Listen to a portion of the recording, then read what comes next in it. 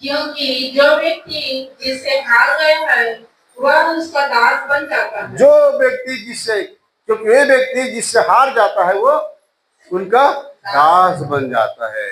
ये लोग भी क्या हो गए हैं? ये लोग भी क्या हो गए हैं? उनसे हार गए हैं। किससे हार गए?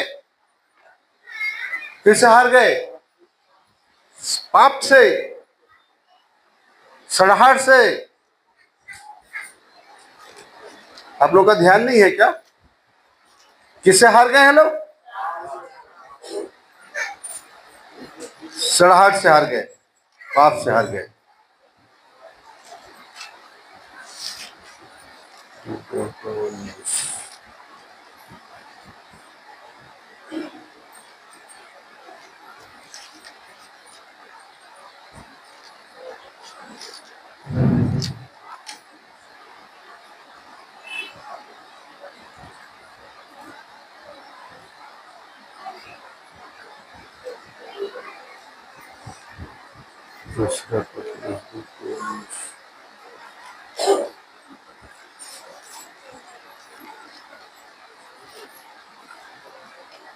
वे उन्हें स्वतंत्र होने की करने की प्रतिज्ञा भी तो करते हैं, पर आप सड़ाहट के दास हैं, क्योंकि जो व्यक्ति जिससे हार गया वह उसका दास बन जाता है।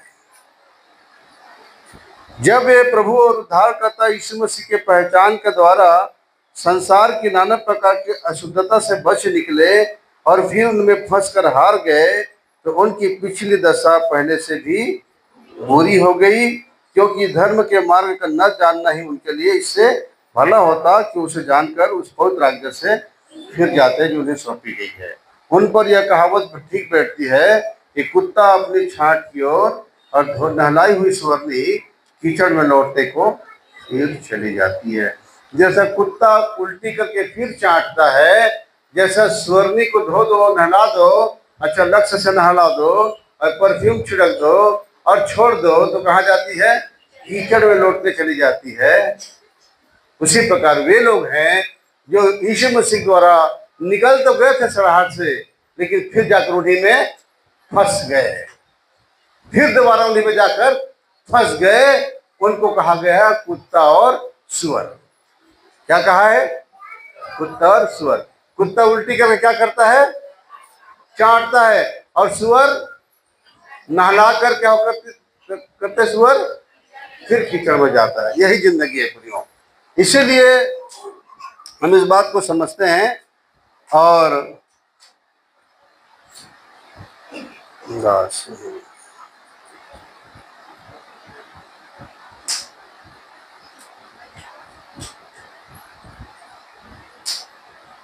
आप रोमी 2:21 पढ़ो तो।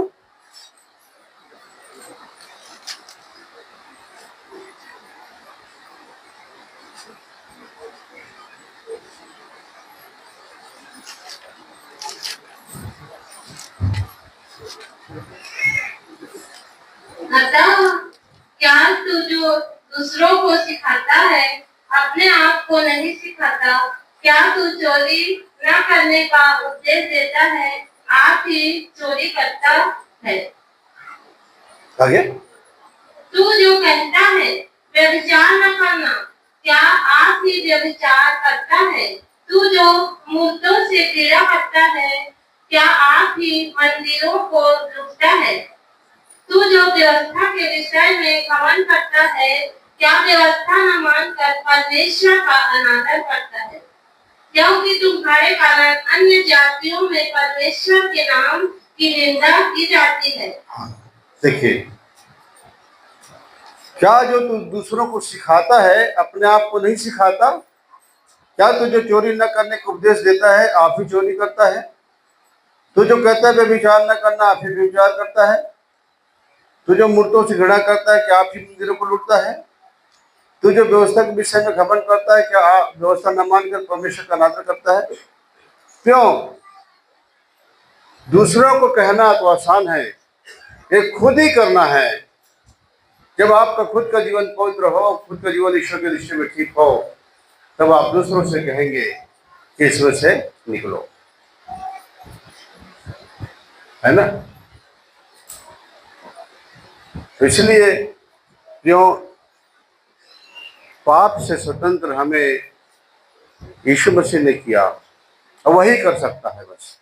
और जब पाप हटाता है तो जो दंड हमारे पर आया है वो दंड भी हटाता है।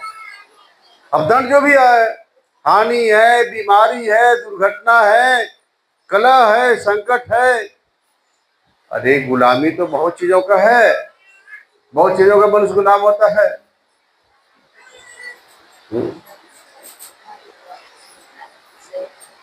कर्ज की गुलामी है, गरीबी की गुलामी है,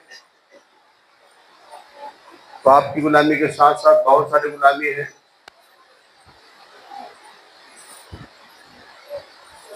शैतान की गुलामी है, बहुत से लोग तंत्र मंत्र में फंसे उनके द्वारा। तो ये सब गुलाम है, ठीक है, सब मिलकर हम एक पापी कहते हैं। तो मैं ये कहना चाहता हूँ प्रियों कि यीशु मसीह ने इस पृथ्वी पर आकर, देखिए, जो पिता ने हमारे जो दंड लिखा है उस दंड को कोई नहीं हटा सकता। जो विधाता ने एक बार लिख दिया उसको कोई मिटा नहीं सकता। कह दिया इतने साल बीमारी में रहेगा तो रहेगा, इतने दिन गिन दिया उसने, यहाँ पर संकट आएगा तो आएगा, यहाँ पर मुसीबत है तो आएगा, वो तो विधाता है, तो लिखा है भाग्य आपका। दुर्घटना लिखा तो दुर्घटना है, मौत लिखा है तो मौत है, शैतान के द्वारा सताया जाना तो है। लेकिन प्रियो, कुलिस्सियों 2 अध्याय का 14 पद अगर आप पढ़ें, कुलिस्सियों 2 का 14, और विधियों का वाले जो हमारे नाम पर और हमारे विरोध में था मिटा डाला और उसे क्रूस पर कीलों से जड़कर सामने से हटा दिया है। हाँ, और विधियों का वह लेख जो हमारे नाम पर और हमारे विरोध में था मिटा डाला और उसे क्रूस पर कीलों से जड़कर सामने से हटा दिया। बच्चे को चुप, विधि के लेख को मिटा डाला, विधाता के लेख जो लिखा था मिटा डाला और उसको कीलों में जड़ दिया, हमारे सामने सटा दिया, यहाँ क्रूस पर चढ़ा दिया, उसने अपने शरीर में ले लिया। विधि का लेख हमारी पर था, ये बीमारी का दंड, दुर्घटना का, ये संकट का, ये गरीबी का, ये कर्ज का, ये नशे का, ये शैतान की गुलामी, ये श्राप की बंधन गुलामी, इस सब से हमें छुड़ाता है। वो अपने ऊपर लेकर क्रूस पर चढ़ता है, कीलों में जड़ देता है। ये कर दिया उसने। विधि के लेख को कोई नहीं मिटा सकता। आप महाभारत देखोगे तो इसमें कृष्ण कहता है, महाभारत सीरियल देखो उसमें कृष्ण कहता है दुर्योधन से कि विधि के लेख को हम देवता भी मिटा नहीं सकते, हम नहीं मिटा सकते। जो विधि ने लिखी हम भी भोगते हैं, हम भी भोगते हैं, हमको भोगना पड़ता है, हमको दंड आता है हमारे पर, हम गलत करते आता है, हम नहीं मिटा सकते, कोई नहीं मिटा सकता। यीशु मसीह ने मिटाया और तक मिटा रहा है। हाथ के दंड को कीलों में जड़ देता है, वो क्रूस पर हटा देता है अपने सामने से। प्रधानताओं का, जो प्रधान है शैतान का, उनका खुल्लम खुल्ला क्या लिखा है, पढ़ो आगे। और उसने प्रधानों और अधिकारी, जो शैतान के जो प्रधान है, अधिकारी हैं, वो ऊपर से उतार कर उनका खुल्ला में खुल्ला तमाशा बनाया, उनका पावर से नीचे उतार कर उनका खुल्ला में खुल्ला तमाशा बनाया। कौन? यीशु मसीह। और क्रूस के द्वारा उन पर जय जयकार की ध्वनि सुनाई, क्रूस के द्वारा उन पर जय जयकार की ध्वनि सुनाई। इसीलिए जब यीशु मसीह के पास लाया जाता है तो बड़े बड़े दुष्ट आत्माएं, प्रधान दुष्ट आत्मा थरथराती कांपती भागती हैं, उसके आगे कोई ठहरती नहीं है, क्योंकि वो राजाओं का राजा है, प्रभुओं का प्रभु है, वो राजकुमार है, परमेश्वर का पुत्र है, और इसीलिए वो सब पर स्वामित्व रखता है, सब पर अधिकार रखता है। कौन? यीशु मसीह। बड़ी बड़ी गवाहियां यीशु मसीह की आती है, उसके सामने ठहरना मुश्किल है। और इसीलिए प्रियो, उसने हमारे पाप को अपने ऊपर ले लिया, इसने, प्रभु यीशु मसीह ने हमारे पाप को अपने पर ले लिया, हमारे अधर्म को अपने पर उठा लिया, हमारी बीमारी को खुद अपने पर ले लिया कोड़ों के मार के रूप में, कि उसे मारा गया, पूरा शरीर उसका कुचल गया। हाँ, और उसका चेहरा को पहचान नहीं जाता, जैसा तिरपना ध्यान लिखा है, चेहरा पहचान नहीं जाता। इस तरह से लोगों ने उसको वो मारा था, शैतान उसके अंदर होकर के मरवाया था उनको। और इस तरह से प्रभु यीशु मसीह क्रूस पर हम सबके लिए प्राण दिए। पिता से कहा, हाय पिता, इन्हें क्षमा करे, नहीं जानते क्या कर रहे हैं। हम भी उस समय नहीं जानते थे, लेकिन अब जान गए कि हमने जो पाप किया और उसका दंड कौन पाया? पुत्र पाया, यीशु मसीह। वो अपने ऊपर ले रहा है दंड को, कह रहा है पिता ने क्षमा कर, जब मेरे पास आएंगे ये पश्चाताप करेंगे, रोएंगे, चिल्लाएंगे, मुझे माफ कर दे, मेरा लहू इन पर आएगा, मेरा लहू इनको बचाएगा, और तभी तेरे संतान बच जाएंगे। मैंने कीमत दिया है उनके लिए, मैंने रक्त दिया है उनके लिए। ना यार, ये शायद 43 अध्याय का 4 पद से लिखा है ना, आप पढ़ सकते हैं। निश्चय उसने हमारे रोगी को सह लिया, निश्चय उसने हमारे रोगों को सह लिया, निश्चय उसने हमारे रोगों को सह लिया, और हमारे ही दुखों को उठा लिया, हमारे दुखों को उठा लिया। तो भी हमने उसे परमेश्वर का मारा पिता, हाँ, और दुर्दशा में पड़ा हुआ समझा। हाँ, बाकी लोग समझते हो तो क्रूस पर चढ़ के मर गया। क्या बोलते हैं मसीह लोगों को? लोग बोलते हैं तेरा तो परमेश्वर जो है, तेरा तो यीशु जो है, 4 ठो काठी में लटका के मार दिए उसको, 4 ठो काठी में लटका दिए उसके, 4 ठो कीले में लटका दिए, और तेरा यीशु का मार दिए बोलते। अरे लेकिन जब मार दिए, वो हमारे लिए मर गया, हमारे शरीर की वजह पश्चाताप किया, और कब्र में गया, 3 दिन उसके बाद नीचे धोलोक में गया, वहां पर उन आत्माओं को आजाद किया, और उसके बाद शैतान से मृत्यु की चाबी छीना, और उसके बाद जीवित होकर कहा, मैं अनादि और अनंत परमेश्वर हूं, मुझे कोई मार नहीं सकता। मैं मनुष्य बना तुम्हारे लिए कि तुम्हारे पाप के बदले मैं मरूं, ताकि तुम न मरो, तुम मेरे पास, तुम्हारा आत्मा आ सके, उस पिता के पास जा सके मोक्ष के लिए। इसीलिए कीमत चुकाया है। हम सब ने पाप किया और कीमत एक ने चुकाया। परमेश्वर ने अपने पुत्र को एक बार बलिदान किया है, एक बार। हम उसे रोज रोज बलिदान न करें पाप करके। इसीलिए प्रियो, आज यीशु मसीह के लहू से, उसके क्रूस पर मारे जाने गाड़े जाने द्वारा उनके विश्वास करते जी उठने का, और तब फिर हम आजाद हो जाते हैं। हमें विश्वास है कि एक दिन वो आएगा, जब हम सो चुके रहेंगे जमीन पर या जिंदा रहेंगे, वो उठाएगा, हमें बदल देगा इस शरीर को, और अविनाशी देह देकर अपने पास सदा के लिए ले जाएगा पिता के पास। इसीलिए आदम और हवा को बनाया था, ताकि वो अविनाशी रहे, लेकिन उन लोगों ने पाप करके मृत्यु को अपने पास ले आया। उसी मृत्यु के कारण से यीशु मसीह की पृथ्वी पर आना पड़ा। अगर आप समझ गए होंगे तो आज उस पिता के उस बलिदान को समझिए। प्रियो, गुलामी अच्छी नहीं है, चाहे किसी भी चीज की गुलामी रहे, अच्छी नहीं है। आप किसी कर्ज लगते हैं ना, तो गुलामी आपको, किसी की दास्तां पसंद नहीं आता। गरीबी भी एक गुलामी की तरह होता है, जो नरक जैसा पीड़ा देता है। शराब भी एक गुलामी है, जो बार बार लंबे समय तक झेलता रहता है। कर्ज भी एक गुलामी है, और कर्ज का छूटते छूटते, बाप का छूट डाला बेटा, उसके बाद छूटता है, बेटा के बाद नाती छूटता है, ये कर्ज जैसा कभी बढ़ता जाता है। ये सारी गुलामियां हैं, ये सारी गुलामी के बंधन तोड़ता है यीशु मसीह, और इसीलिए इस पृथ्वी पर आया। आपको विश्वास करना होगा कि वो मेरा प्रभु है, वो मेरा परमेश्वर है, वो मुझे छुड़ाने इस पृथ्वी पर आया। वो किसी जाति का परमेश्वर नहीं है, किसी धर्म का परमेश्वर नहीं है। यीशु मसीह सबका परमेश्वर है। वो ईसाइयों का परमेश्वर नहीं। ईसाई लोग अपने मानते हैं उनको, वो तो अंग्रेज लोगों ने कहा जाता था, अंग्रेज लोग इस देश में राज किए, इसलिए ये लोगों को सताओ। हम लोग अंग्रेज के संतान नहीं है, हम तो इसी देश के निवासी हैं, और अपने दुख तकलीफ में प्रभु यीशु मसीह के पास आए हैं। अंग्रेज ने को पैदा नहीं किया है, वो तो गोरे गोरे लोग हैं, हम तो काले काले लोग हैं। हम उनके खून नहीं है, उनके डीएनए नहीं है, हम तो यही के लोकल लोग रहने वाले लोग हैं, मूल निवासी यहाँ का। हालेलुया। भारत के कोई आदमी वहां का नहीं है।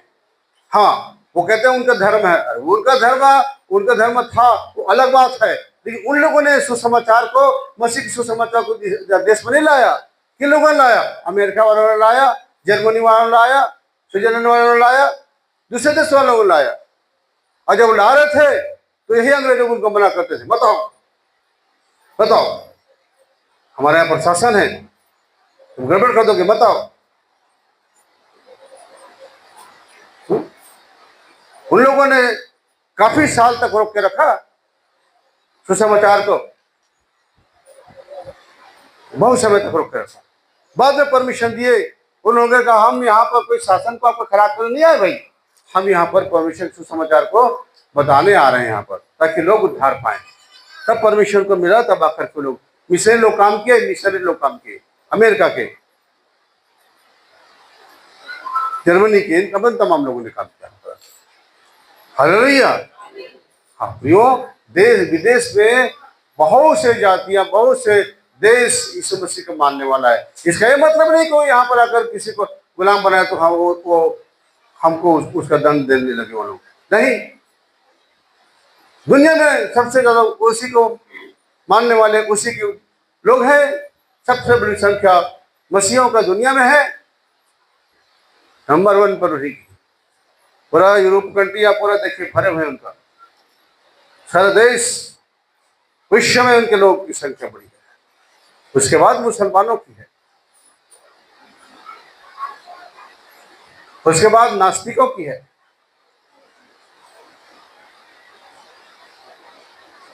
हालेलुया। नास्तिक बहुत हो गए हैं, अरे कोई परमात्मा नहीं, आज मजे करो, खाओ पियो, मर जाओ, बस आज करो, आज जियो, कौन देखे कल को। ये नास्तिक लोग।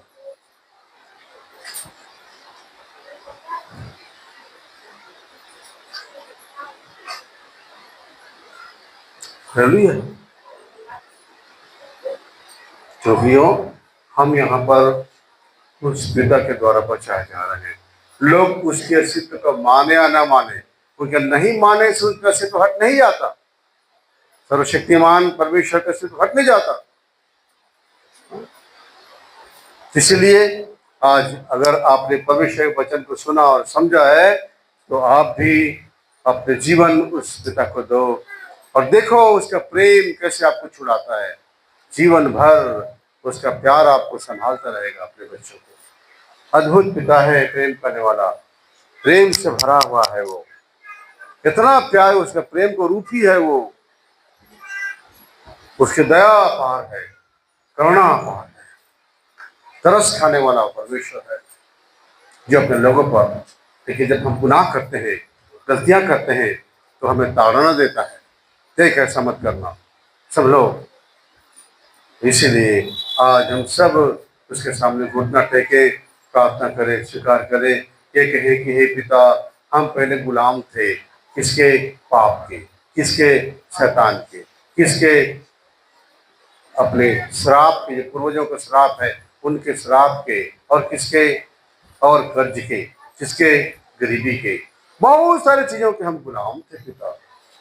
हम जादू टोने के भी गुलाम थे, उन्होंने भी हमको बांध कर रखा, हमें बढ़ने नहीं दिया, असमय मार देता जादू टोना वाला। मरना है 80 साल में, 85 साल में, 90 साल में, मार दिया 25 साल में। सब बंधनों से पिता छुड़ाता है। आज कहे हे पिता, जिन लोगों को पहली बार दूसरे बार आप आ रहे हैं, वे कहे कि हे प्रभु, हे पिता परमेश्वर, मुझे भी छुड़ा। हे प्रभु यीशु, आप इस दुनिया में छुड़ाने आए अपने लोगों को, मुझे भी छुड़ा, मेरे भी पाप क्षमा कर, मेरे गुनाह क्षमा कर, मेरे धर्म क्षमा कर। मैंने बहुत से पाप किए हैं पिता, मैंने मूर्ति पूजा किया है पिता, मैंने अन्याय किया है, मैंने अत्याचार किया है, मैंने मूर्ति पूजा किया, मैंने व्यभिचार किया है। मैंने 2 प्रकार का व्यभिचार होता है, एक शारीरिक, दूसरा आत्मिक। शारीरिक जो शरीर से किया जाता है, और आत्मिक जो परमेश्वर के विरुद्ध में किया जाता है। किसी को दूसरे को चीज को ईश्वर ऐसे समझ करते, उसको छोड़ और कोई परमेश्वर नहीं। तो इसलिए क्यों अपने हर पापों को आज पिता के पास क्षमा मांगे। जो जादू टोना किया था या कराया है, उनके लिए भी मांगे, लोभ के लिए, दुष्टता के लिए, छल के लिए, जितना गंदा काम हम लोग जीवन में करते आए हैं, कोई ऐसा ना कहे कि मैं कोई पाप नहीं किया हूँ। अरे वो तो वहां पर लिखा हुआ है ना उसका, वीडियो में दिखा देगा बड़ा वाला टीवी में, वो कितना किए हो सबको। तो आज सब मान लीजिए, और जो मान चुके हैं, जो छूट चुके हैं, वो धन्यवाद दीजिए पिता को और कहिए, हे पिता, तेरे लहू की पवित्रता में भी बढ़ता जाऊं, तेरी आत्मा में भी बढ़ता जाऊं, तेरे सेवा के लिए बढ़ता जाऊं, और स्मृति पर वो भले काम कर सकूं जो तूने मेरे लिए मुझे बनाया उस काम के लिए। ये दुआ करें क्यों। और दुआ हम उसके बाद में हम हिमांशु के लिए भी करेंगे कि ये बेटा भी आज यहाँ पर आया है मृत्यु से बच करके, तो पिता इस बच्चे को भी छोड़। चलिए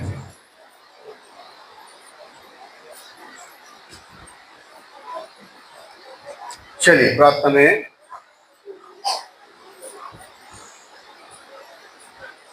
अपने अपने स्वरों को झुका लें खुदा के पास और दुआ करें, और जो छूट चुके हैं वे लोग धन्यवाद दें और उनके सामर्थ्य मांगे, उनके लोक सामर्थ्य मांगे, और उनके प्रेम को सानिध्य के मांगे, उनके पवित्र आत्मा की सामर्थ्य मांगे।